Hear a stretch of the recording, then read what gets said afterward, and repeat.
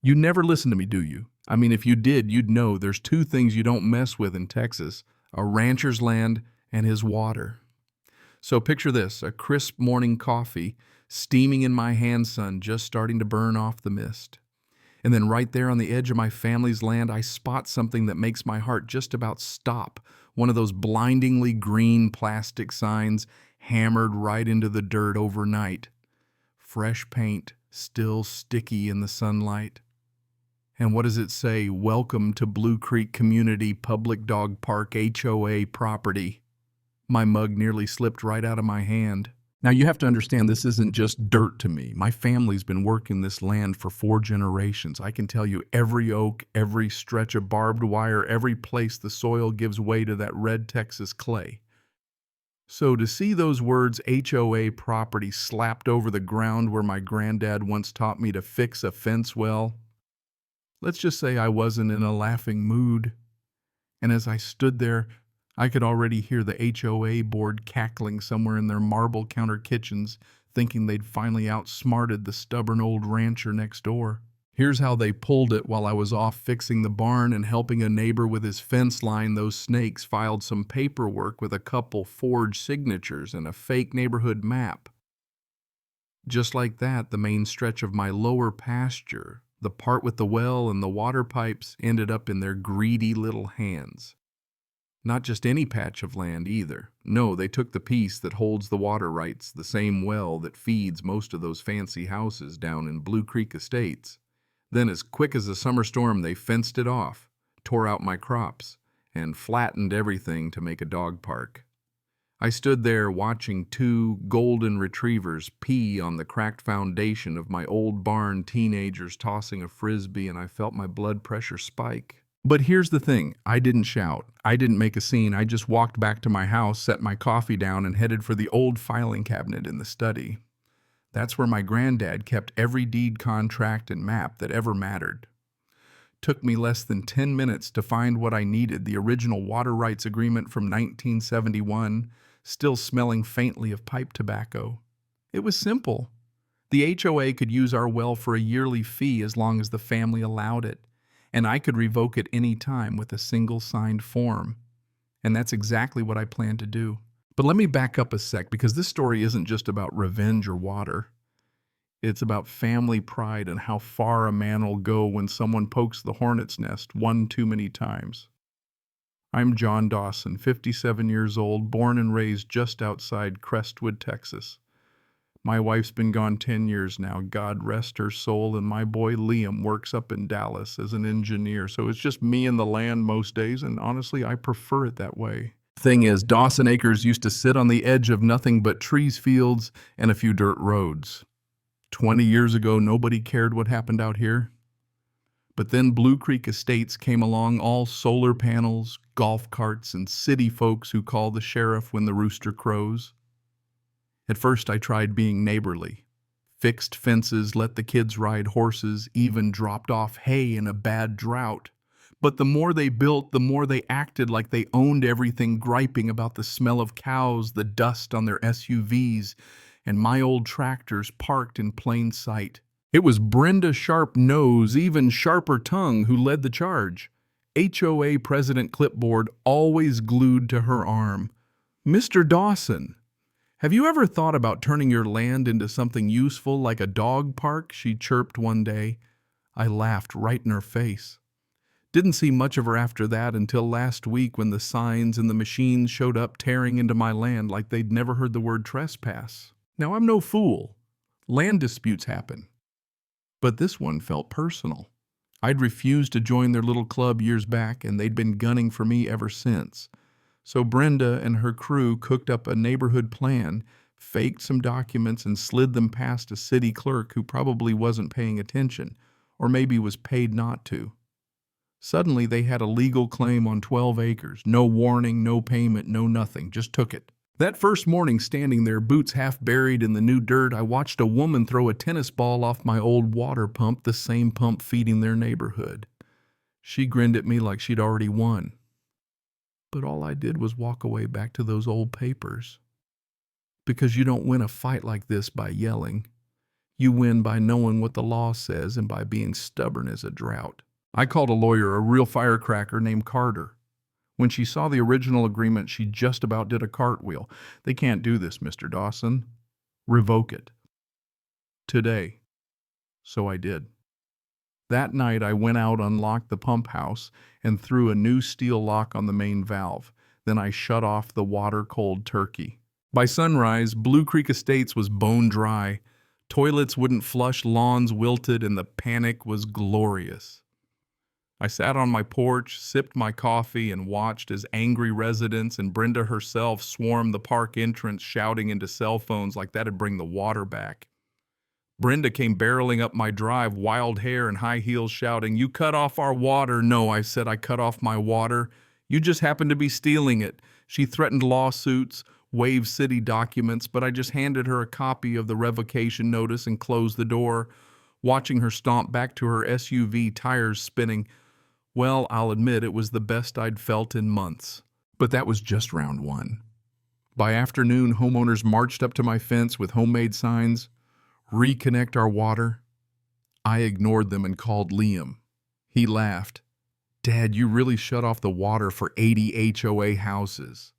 You're a legend." I told him to keep an eye on social media just in case. Sure enough, next morning, code enforcement knocked. Clipboard, stern face. "Sir, you're accused of obstructing a public utility." I led him to the shed, pulled out deeds maps. Everything even showed him the old boundary stakes my granddad hammered in. The guy looked nervous. "This doesn't match what the HOA submitted." "Exactly," I told him. He promised to escalate things but left looking pale. Brenda wasn't done. She filed an emergency court order, demanded the water be restored. But Carter and I were ready. We had drone photos from before the dog park, clear boundary lines, everything filed and notarized. That night, though, someone broke in, tried to bust open the water valve, left bolt cutters in a mess. So I upped my Game 10 cameras, motion-activated floodlights, everything backed up to the cloud. Then came the mayor. Pulled up in a black sedan, tried to play nice. "Mr. Dawson, could you turn the water back on just for a bit while we sort this out?" I told him. "You return my land. I'll consider it." Before I could blink, things took a dark turn, caught 3 hooded figures sneaking across my pasture on the security feed, one with a gas can. They tried to torch my pump house. I grabbed my shotgun, not to shoot anyone, just to send a message, and let off a warning shot. They bolted, but not before one charged at me with a crowbar. Turns out 2 of them were HOA board kids, Brenda's own nephew leading the pack. That was the twist. This wasn't just about water or land anymore. It was a war. Sheriff backed me up. Media picked up the story suddenly. I wasn't just some grumpy rancher. I was the guy who fought the HOA and won.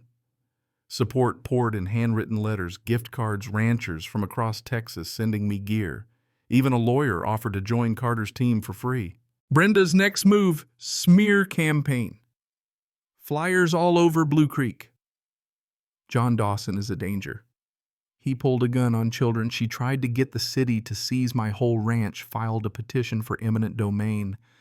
That one shook me, I won't lie. Carter stayed calm, told me she was bluffing, and even if she pushed it, the city would have to pay a fair price, which they never want to do. Still, I wasn't waiting around. I called a buddy with a backhoe, dug up every inch of pipeline connecting their houses to my well, and poured concrete right in the trench. No more water, ever. If they wanted it, they'd have to build their own well, spend months getting permits. Next morning, new envelope thick with legal threats. The HOA sued me for $5 million. Carter nearly laughed herself out of her chair. "It's a scare tactic, John. Trust me, we counter." So we did $7 million for trespass, vandalism, and arson attempts. The public sided with me. A retired vet named Tim stormed the HOA office, called for Brenda's resignation. Residents started a petition to dissolve the board. Blue Creek was in chaos. But trouble kept coming. One night a fire started on the edge of my property, another arson attempt. This time the cameras caught the kid's face clear as day. Brenda's nephew again. I got a restraining order against the whole board, released the footage, and support exploded. GoFundMe hit $80,000. Brenda's allies vanished. Her board resigned, but she tried one last trick, reported me for illegally altering a public water source. State fined me $25,000, ordered a shutdown until they could inspect. For the first time, I wondered if maybe they'd finally got me. But neighbors showed up, contractors fixed everything for free, old-timers helped rebuild fences. The inspector gave me a clean bill state, lifted the fine. Then came the real nail in the coffin. One of Brenda's own leaked emails proved she'd known the land was still mine, admitted to paying off a city clerk. The news ran with it. City launched an investigation. Within days, the HOA was dissolved. Brenda arrested for fraud and bribery. When the dust settled, the city restored my ownership of every stolen acre, made the HOA pay for all the damage. And get this, they auctioned off their fancy office and the Blue Creek Estate sign. I bought that sign for $20 and hung it on my barn with a new line, "Welcome to Blue Creek Dog Park, open daily, courtesy of John." But here's what stuck with me most, a letter handwritten from Brenda's nephew in juvie. "I'm sorry, Mr. Dawson. I never meant to hurt you. I'm trying to turn my life around." I sat on the porch a long time after reading that, thinking about what really matters. It wasn't just about winning a land fight or cutting off water. It was about standing up for what's right, even when it's hard, even when it'd be easier to back down. And right when I thought it was all over, I got another envelope, no name, just a photo of my ranch from above with the words, "This isn't over," scrawled in black marker. Maybe it was a threat. Maybe just a reminder that some folks never give up. But I wasn't scared. I put up more cameras, new lights, and kept living my life. Mark, the old veteran, stopped by with a cooler and a handshake. "You did what every honest man should do. John, stood your ground with dignity. The wildflowers are blooming again where the fake dog park used to be, and my grandson calls this place a castle with cows. The ranch is peaceful, the fence is strong, and justice finally feels real." Miss Carter called last week. Brenda pled guilty, got banned from ever holding office again. And me, I got my land, my water, and my respect back. Even more, I got messages from folks all over fighting their own HOA wars, thanking me for standing up. So let me leave you with this. If you're facing down the bullies, the ones with fake paperwork and loud voices, don't fold. Document everything, keep your head, and remember, one honest person with the truth is worth more than 100 signatures on a lie. If this story fired you up, hit that thumbs up. Tell me in the comments, what would you have done if you were in my boots? And don't forget to subscribe for more stories with a little Texas grit and a lot of real-life justice. This is John Dawson signing off, and remember, don't mess with a rancher, especially not one who controls your water.